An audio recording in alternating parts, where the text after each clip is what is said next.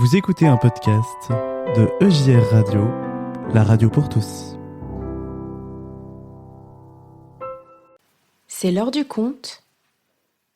Lucien Wragen et les mystères de la préhistoire.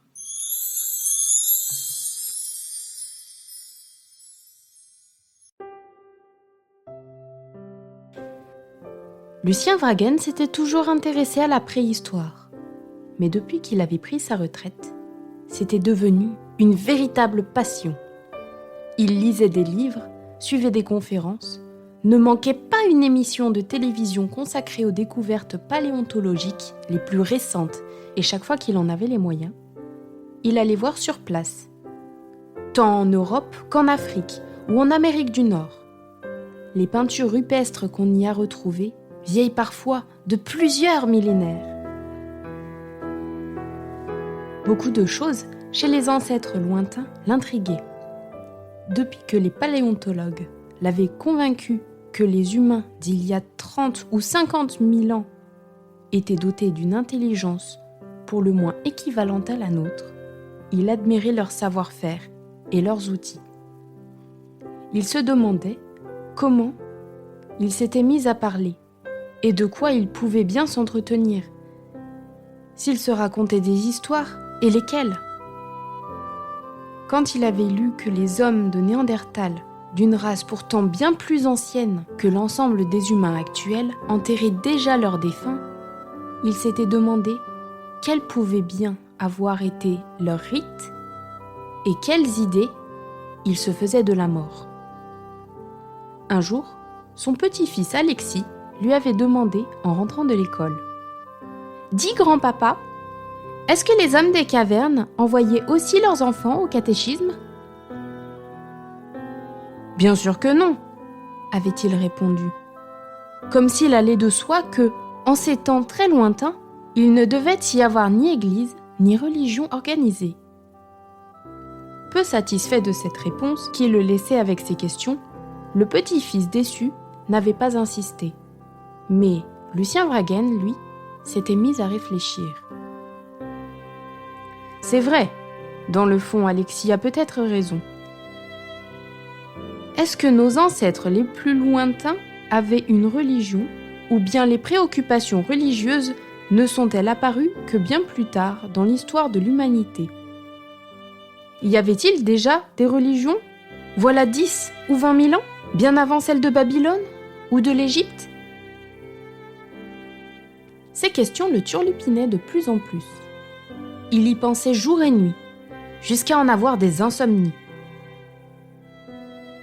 Le roi Gourand, l'un des plus grands spécialistes en la matière, avait écrit dans l'un de ses livres que l'on pouvait seulement supposer que les hommes de la préhistoire avaient eu une religion et que, si c'était le cas, on ne saurait vraisemblablement jamais ce qu'elle avait pu être.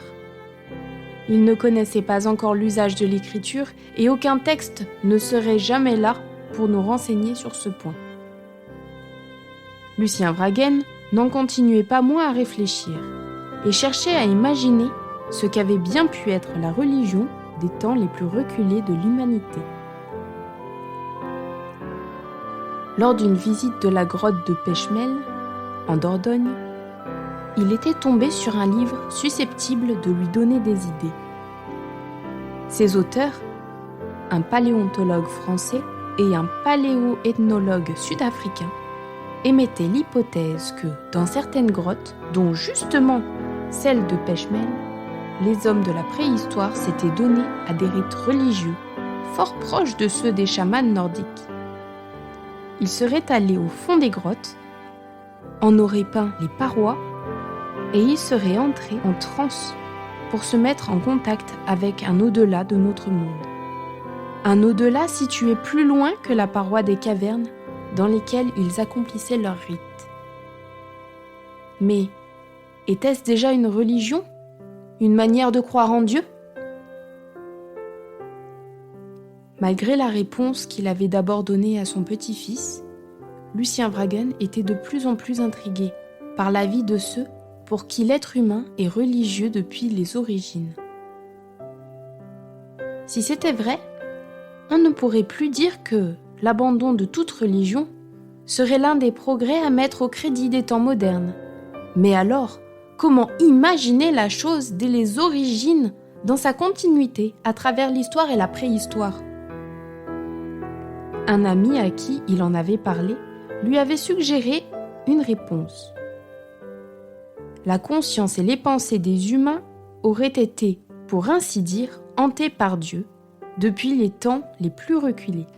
Les hommes n'avaient pas toujours su comment en découdre avec cette hantise de Dieu dont ils étaient habitués.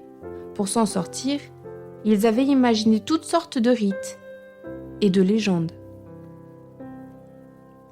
Ils s'étaient fait toutes sortes d'images de la divinité, ou plutôt des divinités auxquelles leurs imaginations avaient prêté un visage, des désirs, une volonté. C'est ainsi que les différentes religions s'étaient constituées depuis le fond des millénaires, avec leurs ressemblances et avec leurs différences, et avec toutes les questions qu'elles laissaient en suspense. Parce qu'il y a des questions auxquelles les humains même les plus avancés n'auront jamais la réponse. Lucien Wraghen en était là de ses réflexions quand il se rendit compte que Noël approchait. Avec son esprit toujours en éveil, Alexis, son petit-fils, allait pour sûr lui poser, encore une fois, des questions embarrassantes. À propos de Noël, justement, et puis de Dieu, de Jésus, de je ne sais quoi encore. Devrait-il le décevoir une fois de plus ? C'était le 24 décembre. Julien Wraghen déambulait dans les rues, passant et repassant ses questions dans sa tête. Chemin faisant, il s'arrêta sans trop y penser devant une vitrine dans laquelle il y avait une représentation de la Nativité, avec la crèche au centre d'un décor en forme d'abri sous roche. Un petit garçon fasciné par ce spectacle le commentait à sa façon. Il en détaillait les personnages, des santons représentant des différents corps de métier. Tout à coup, il s'adressa à Lucien Wraghen. « T'as vu, monsieur, le petit Jésus, il est né dans une grotte, et puis on dirait que c'est lui qui illumine tout. »« Ah tiens, c'est vrai !» répondit Wraghen, surpris d'être aussi interpellé. « Je n'y avais pas pensé. »« T'avais pas pensé à quoi ? » ?»« À ça, à la lumière à la grotte. »« Eh mais c'est la lumière de Jésus !» Un peu embarrassé par les remarques d'un petit garçon, Lucien Wraghen ne répliqua rien et poursuivit son chemin. En réalité, toute cette scène de la nativité et les questions du bambin tournaient et retournaient dans sa tête. Une grotte, se disait-il. Une grotte et Jésus qui illumine tout. Une grotte, c'est presque semblable à l'entrée de celle de Pêche-Mêle, mais avec Jésus, la lumière du monde plutôt que les rituels bizarres et un peu sauvages de nos ancêtres les plus lointains, voilà qui donne à réfléchir. Avec toutes les questions qui agitaient son esprit, Lucien Wraghen aurait pu passer une fort mauvaise nuit. En fait, elle fut très bonne. Au réveil le lendemain matin, jour de Noël, il se dit à lui-même : que faisaient nos ancêtres au fond de leur caverne sinon tâtonner, chercher, hantés qu'ils étaient là par l'idée de Dieu. En fait, on peut dire qu'ils l'attendaient. Pendant des millénaires et même des dizaines de milliers d'années, les hommes ont attendu. Et un jour, la lumière est venue. La lumière, et oui, des hommes et des femmes se sont mis à comprendre que le vrai rituel à accomplir, c'est de mettre sa confiance en Dieu, de respecter son prochain, de l'aider et de comprendre et de l'aimer de toutes sortes de manières. Les savants ne seront peut-être pas tous d'accord avec cette manière de voir les choses, mais c'est ce qu'enfin j'ai compris. Quel Noël! Je vais pouvoir répondre aux questions d'Alexis, mon petit-fils. Lors de la fête en famille, Lucien Wraghen, très détendu, tenta d'expliquer ce qu'il venait de comprendre. Alexis trouva ses explications un peu compliquées, mais peu importe. Quand il lui posait des questions, son grand-père essayait toujours de lui répondre. Pour finir, Lucien Vragen lui dit simplement « Ah oui, j'ai compris !» dit Alexis. « C'est Noël et c'est ce que les hommes attendaient depuis très longtemps. » Exactement. Pour certains d'entre eux, peut-être que ça va encore durer pendant des millénaires et même jusqu'à la fin des temps. Personne n'en sait rien. Mais nous pouvons au moins écouter le chant des anges, paix sur la terre, et vivre de telle sorte qu'il y ait vraiment la paix sur la terre. Et pour les adultes, Lucien Vragen ajouta « D'une certaine manière, Noël a bel et bien eu lieu.